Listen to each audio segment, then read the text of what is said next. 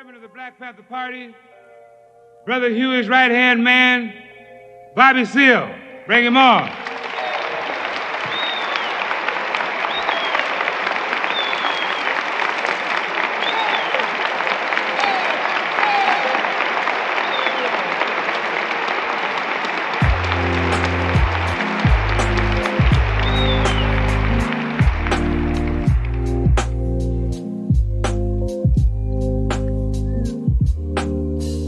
Brothers and sisters, I want to tonight have the chance to tell you in large mass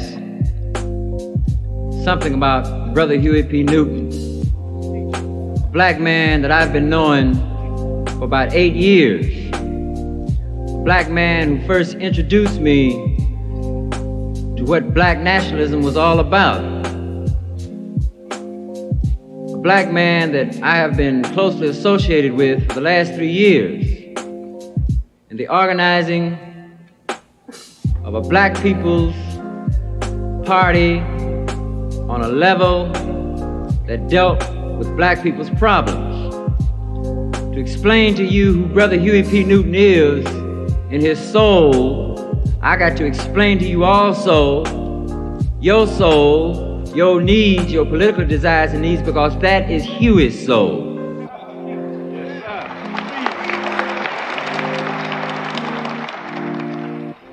You know, I met Huey, and he told me that he first learned how to read real good when he was about 16, 17, was coming out of high school.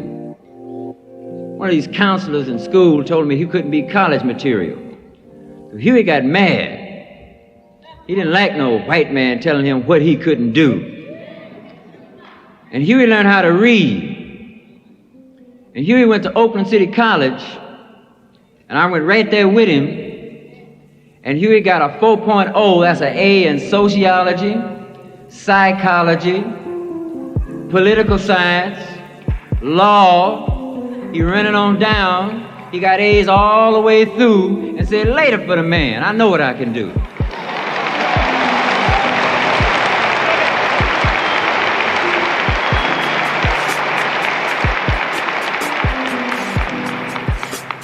Huey learned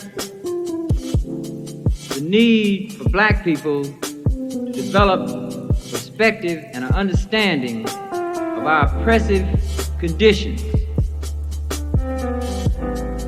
Now, when we first organized the Black Panther Party for Self-Defense, Huey said, Bobby, he says, we're gonna draw up a basic platform, just basic, that black people can read. He says, we don't want to go real elaborate with all these essays and dissertations and all this stuff, because the brother gonna look at that and he can say, man, I ain't got time for that. I gotta go see what I can do for myself. It's just a basic platform that the mothers who struggle hard to raise us, that the fathers who worked hard, that the young brothers in school who come out of school semi-illiterate, reading broken words. He said, we just want a basic platform to outline black people's basic political desires and needs first. So we sit down. You say we want freedom, we want power to determine the destiny of our black community. Number 2, we want full employment for our people. Number 3, we want housing fit, decent housing fit for shelter of human beings. Number 4, we want all black men to be exempt from military service. Number 5,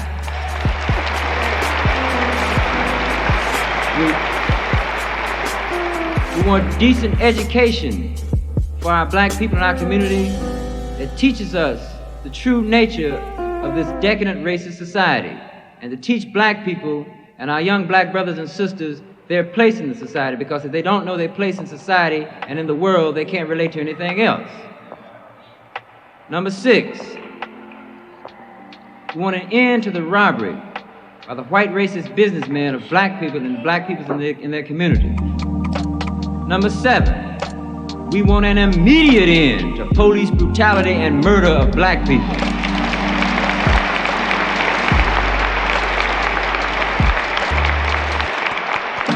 Number 8, we want all black men held in county, state, federal jails and prisons to be released because they have not had a fair trial, because they've been tried by all white juries, and that's just like being tried in Germany being a Jew.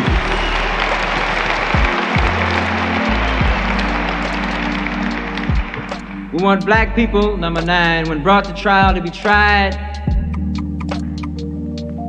by members of their peers, and a peer being one who comes from the same economic, social, religious, historical, and racial background. That in fact, black people, if the United States government and the courts and the local courts did this, they would have to choose black people from the black community to sit up on the juries. They'd have to choose some of them mothers who've been working 20 years in Miss Ann's kitchen scrubbing floors like my mother done done. They have to choose some of them hard-working fathers. They have to choose some of those brothers who stand on the block out there wondering where they're gonna get a gig. They're gonna have to choose these black people. And number 10, he would say, let's just summarize it. We want housing, we want clothing, we want education, we want justice, and we want peace. This is the basic platform, in case you never knew it or not, of all the things that you've heard in the press, of all the derogatory statements that's been made in the press about Brother Huey P. Newton and I, of all these derogatory statements to guide you away from seeing this basic platform that Huey was talking about for his own people. We have to learn to look through the white press. We have to learn to see what's going on. Now, out of this platform, Huey P. Newton realized that it was necessary for us to start working on these points, these 10 points practically. Remember number 7? We want an immediate end to police brutality and murder of black people. It's very, very important. Huey did a year and a half in law school after he got out of Merritt College, the Associate Arts degree in the social sciences. Huey articulated to brothers on the block, and he articulated in a manner where they understood it, what their rights were in law, and how in fact we could exercise a position in the black community to begin to show black people how we can defend ourselves on point number 7. Now, the papers call the organization hoodlums and thugs. I'm gonna show you how smart Brother Huey is. He says, now the paper's gonna call us thugs and hoodlums. A lot of people ain't gonna know what's happening. He said, but the brothers on the block, who the man been calling thugs and hoodlums for 400 years, gonna say them some out-of-sight thugs and hoodlums up there.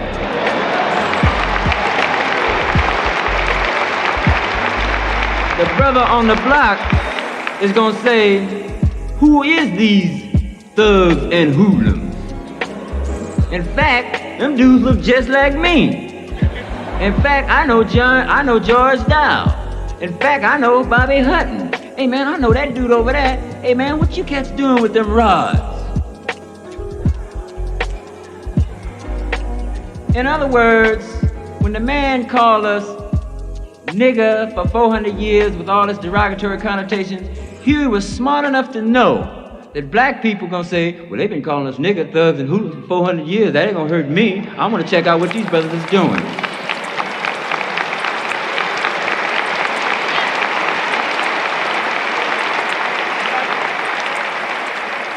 The insight that Huey had in knowing how to deal with organizing black people and knowing how to bring black people together.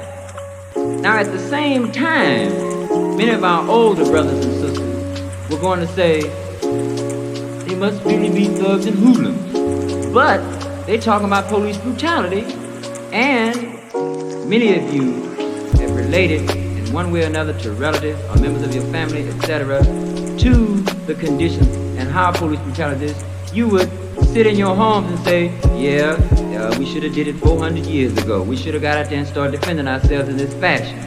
Now, at the same time, many people get the notion that we were supposed to go out in the streets with 500 black people lined up with guns and shoot it out with 1,000 policemen. No, this wasn't the court case at all.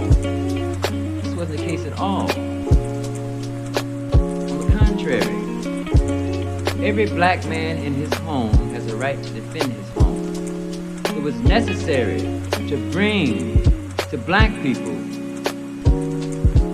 the understanding that they were going to have to stand in defense of life, of community, of your children, of your mothers, of our young.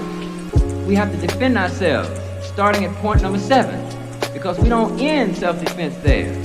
Because Huey said you still have to defend yourself against the gross unemployment we subjected to, against the indecent housing we subjected to, against the indecent education that we're getting, against the way black men are drafted off into the military service after we fought in the Civil War, 186,000, in World War I, 350,000, in World War II, 850,000, and all the way down to the Korean conflict, and now they got that jive Vietnam War, and they drafting our black brothers off the block over there 90 miles an hour. You would say, and they've been promising us freedom for all these years. You would say, no, that's a very, very important point.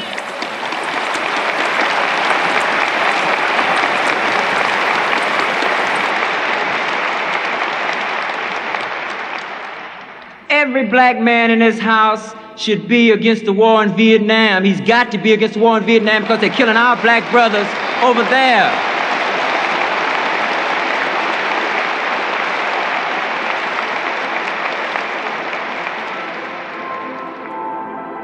Huey brought it down to a practical level for us to try and understand. When Huey organized these brothers, he didn't just run them out in the street with a zero understanding. Huey sit those brothers down and taught them 12 basic points of law on how to exercise their constitutional rights.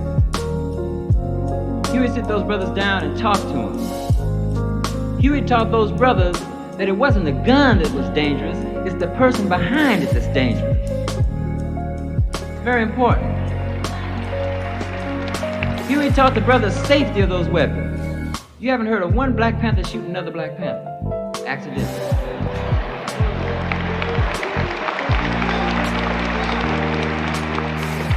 But from the information in one appearance in court with Charles Gary, the lawyer, he's saying that one cop down there shot the other cop where Huey was.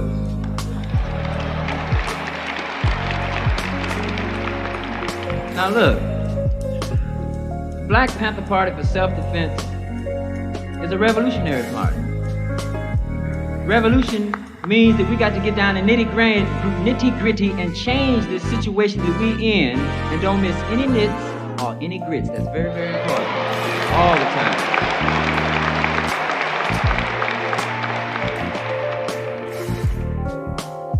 We also struggle to show you that it wasn't only the cops, but we had to deal with many other things, like a street light at Market and 55th Street. 3 kids coming from Washington School had been killed 2 years prior. We got with the poverty program, say got to be a street light here. And that if it don't be a street light out here, the Panthers gonna get right out here and we gonna direct traffic. They say, well, you tired of traffic. The traffic just gonna get tied up, our little kids ain't gonna get killed.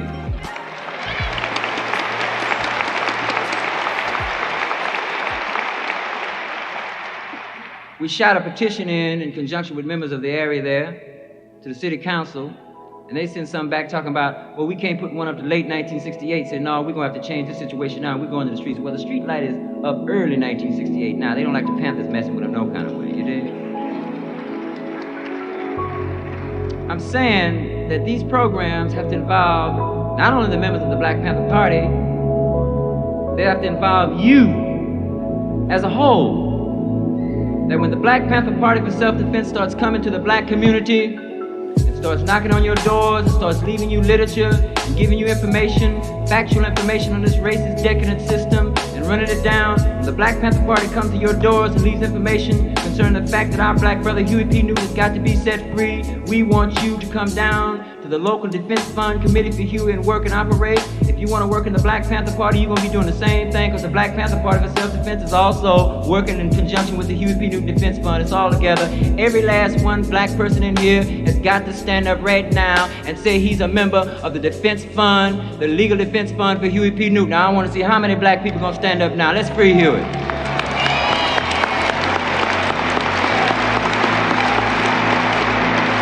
I give you a hand.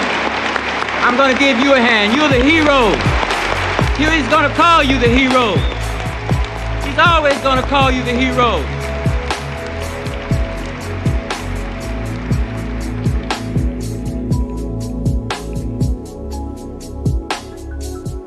Black brothers and sisters, we're gonna have some unity here. We're gonna have some unity behind Brother Huey P. Newton, because Huey was trying to unify us to solve all of our problems. Huey was for us. The man has got Huey chained up. Watch where I point my finger. Did you see the building over there? Right in back, he's chained up in jail. Right across the street. When we announce Huey's court date appearances, you be there for an hour or hour and a half and show us standing support that we should have Huey P. Newton set free.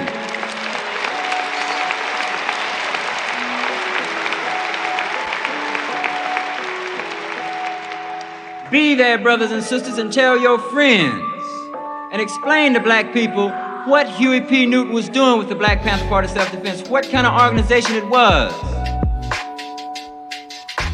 Let people know that it is necessary that we must unify on all levels.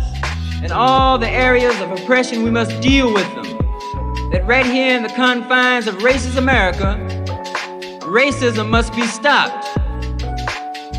When the man walks up and says that we were anti-white, I scratch my head. I say, yeah, yes, he does say we anti-white. What does he mean by that? He says, well, I mean, you hate white people. I say, me? Hate a white person? I say, wait a minute, man, let's back up a little bit. That's your game. That's the Ku Klux Klan's game.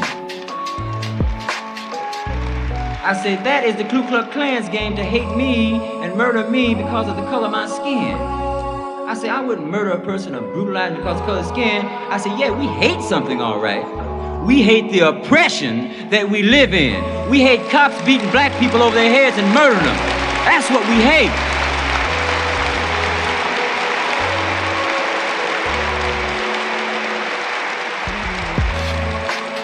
If you got enough energy to sit down and hate a white person just because of the color of his skin, you wasted a lot of energy. You better take that same energy and put it in some motion out there and start dealing with those oppressive conditions, and you're gonna find out just what you hate and what you're gonna stop.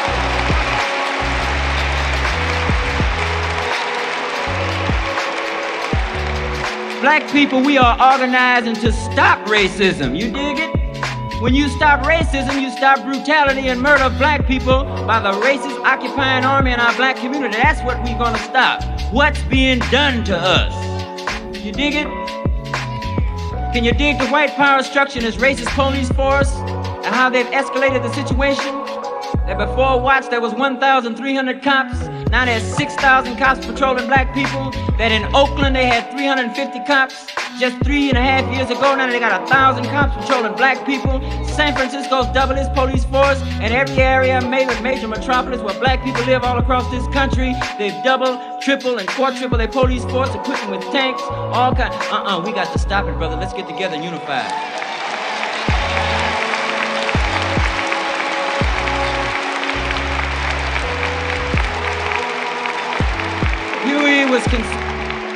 Brother Huey was concerned about the nation and the survival of black people. That's why tonight, in your standing support, we are all gonna be concerned about him. I saw a picture in the paper where it said one sister had a sign that says, come see about Huey. And so every court date, I want everybody in this house to come see about Huey at that courthouse, because we're gonna free him. Free Huey, come on. Free Huey, free Huey, free Huey. Free Huey! Free Huey!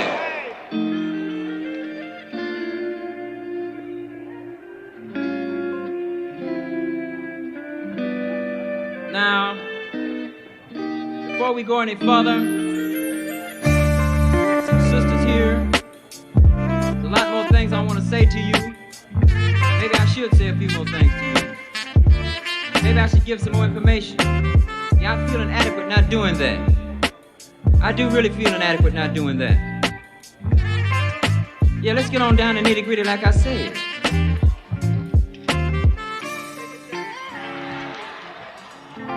And I'm gonna get the grits too, brother. Come on, and I'm with you. Look.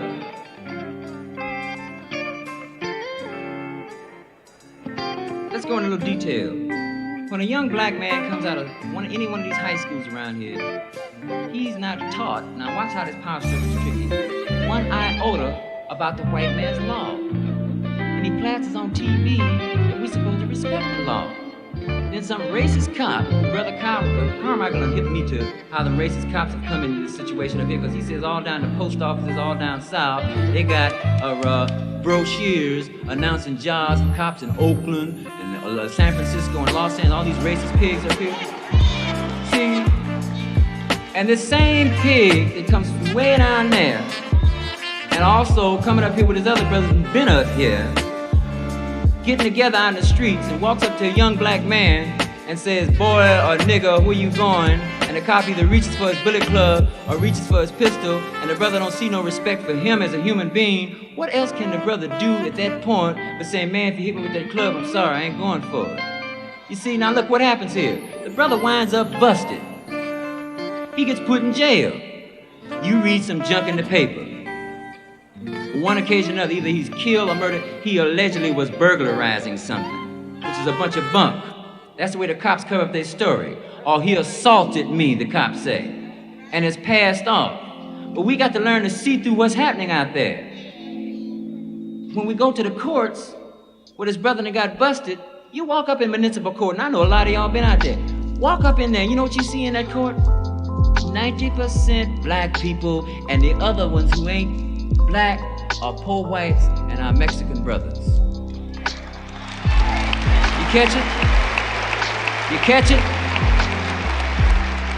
These cops are not in Piedmont brutalizing and intimidating white people. They are not in the Berkeley Hills brutalizing and intimidating white people. They are down in the black ghetto, where our communities are, where we have to have power to determine the destiny of our own community. Why shouldn't we have our own police station where we set up operations and organizations through the churches and everything else to choose our own policemen? Because when we choose our own policeman and we make the rule that that policeman have to live in our community, he ain't gonna be brutalizing too much if he have to come back home and sleep that night.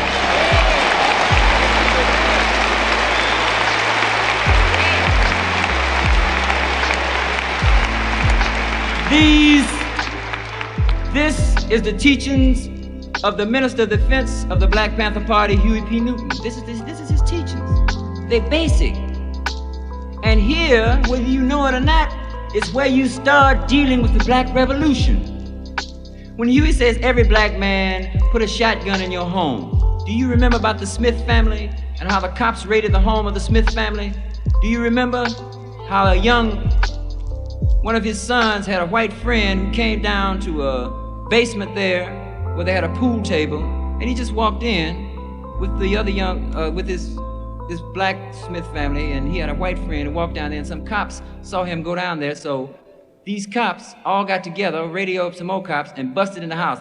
They said they thought it was prostitution. You know what they did? They walked in the house on a man, his wife, and his children, brutalized and beat the whole family up from child to mother to father, broken arms, crushed skulls, and then the cops turn around and charge the unarmed family with assault on a police officer.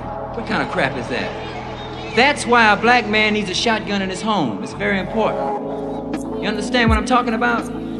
This is very, very important for us to recognize. That once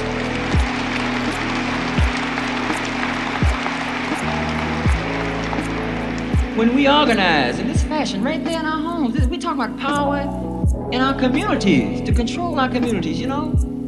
And once we let the man know, say, look, we armed from block to block, we're gonna patrol you from our windows. And we're not gonna have you brutalizing none of our people in the streets. Do you realize what kind of power black people have then? Because you begin to neutralize that police force, because them cops gonna start riding shaky and scared. In fact, we're in a position then to demand that they withdraw from our community because they occupy our community just like a foreign troop occupies territory. Very important to understand. This is the political teachings of Brother Huey. And you see how basic it is?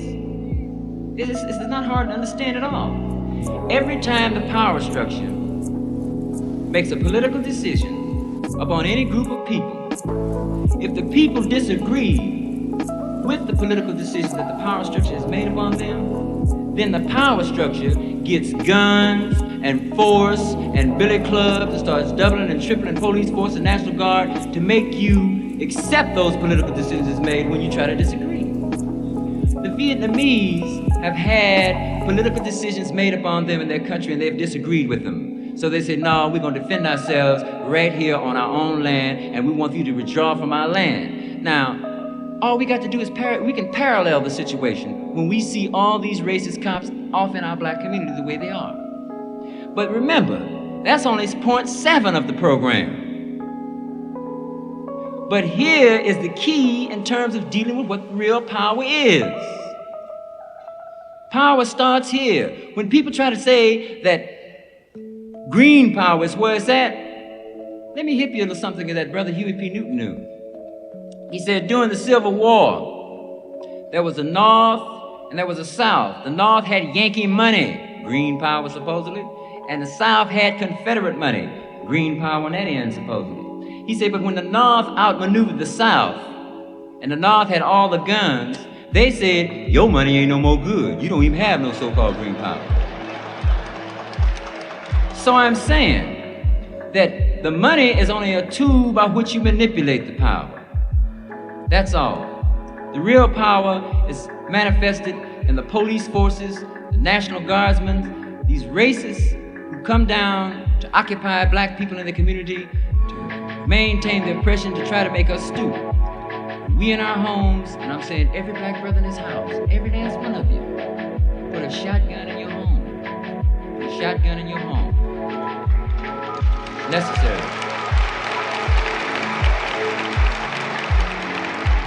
We will begin to deal in politics that way. Because Huey also says that politics is war without bloodshed. But war is politics with bloodshed. Let's get down to the nitty-gritty here and see what's happening here. A contradiction between a group of people, or might we say contradictions, disagreements, etc. You have two kinds of contradictions. Antagonistic contradictions, where there's fighting and where there's bloodshed, and you have non-antagonistic contradictions, where there's arguing and debating. Now, I'm pretty sure that black people would prefer to have, in dealing with politics, non-antagonistic contradictions. But what's happened here? When the man escalates his police forces and doubles and triples them, and murdering black people in their community and shooting them down, that ain't non-antagonistic. That's very antagonistic, because he's shedding our blood. He has made war upon us. This is very, very important to understand where politics lies. We desire, by defending ourselves and our community, by every man putting a shotgun in his home, we desire non-antagonistic contradictions. And we must defend ourselves. So when those cops come in the community and get down wrong, first law is the law of survival. This is where it's at. We must organize. We must respect the gun in a fashion that it's the man behind the gun who's dangerous. And there are thousands and thousands of cops in this country who are very, very dangerous towards the black community.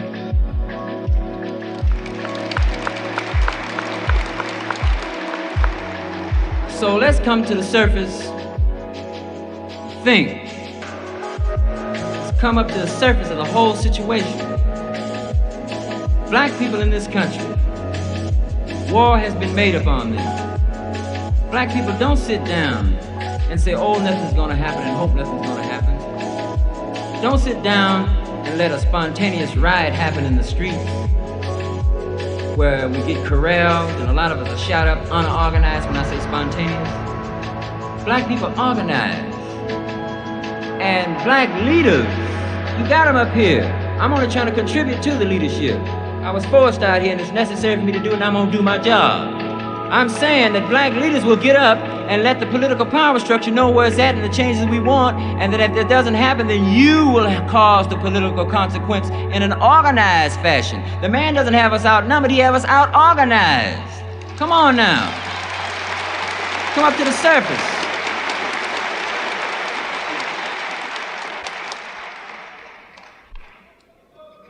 Now, let's go back to our brother Huey concerning the situation. I'm going to ask you, brothers and sisters, now. We have sisters in the audience.